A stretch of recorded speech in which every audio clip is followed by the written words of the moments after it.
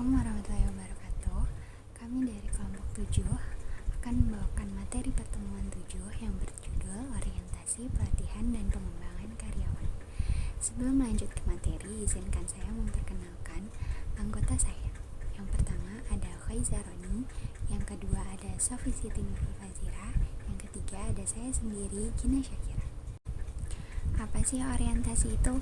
Orientasi adalah proses sosialisasi untuk menanamkan sikap, standar, nilai-nilai, dan pola perilaku sebagaimana yang diharapkan sebuah perusahaan.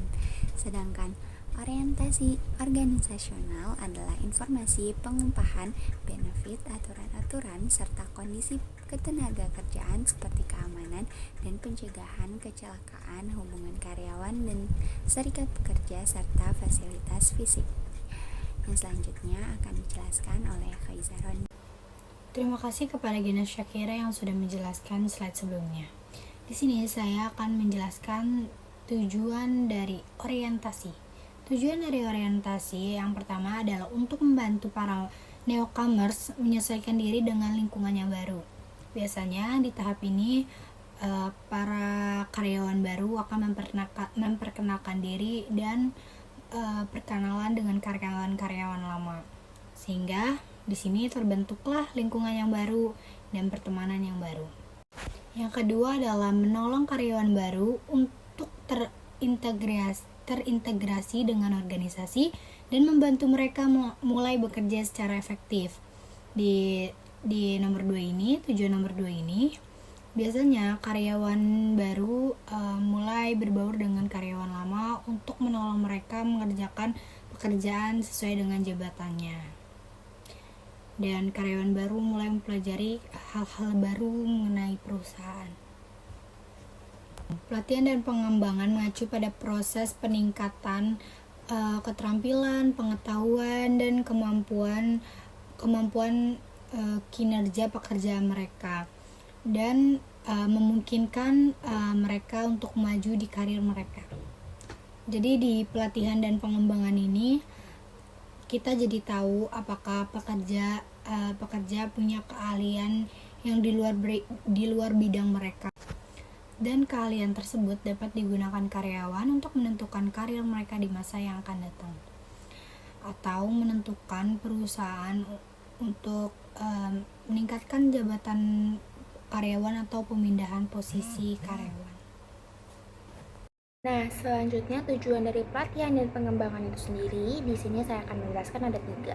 Yang pertama, meningkatkan produktivitas, yang dimana dapat membantu karyawan itu meningkatkan keterampilan, pengetahuan, dan kemampuan mereka sendiri dalam melaksanakan tugas pekerjaan. Dengan begitu, pastinya nih, mereka dapat bekerja lebih efisien dan efektif. Yang kedua, meningkatkan kinerja. Meningkatkan kinerjanya itu bagaimana sih? Dengan meningkatkan keterampilan maupun kompetensi, karyawan dapat melaksanakan tugas-tugas mereka dengan lebih baik dan juga menghasilkan kinerja yang lebih tinggi. Yang ketiga, terakhir, yaitu meningkatkan motivasi. Dengan melakukan pelatihan, karyawan jadi merasa dihargai dan diberdayakan oleh organisasi. Mereka juga dapat merasakan bahwa organisasi ini berinvestasi dalam pengembangan mereka.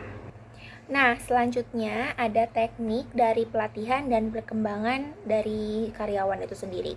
Yang pertama, saya akan membahas tentang coaching. Coaching ini apa sih? Dimana si senior mengajarkan kepada junior, yang dimana harapan dari coaching ini dapat lebih mengenali, memaksimalkan, serta mengeksplorasi potensinya. Dengan begitu, coaching juga sekaligus mengevaluasi terhadap kinerja dari anggotanya itu sendiri, seperti apakah sudah mencapai target ataupun melaksanakan segala job desk yang dari anggota itu sendiri.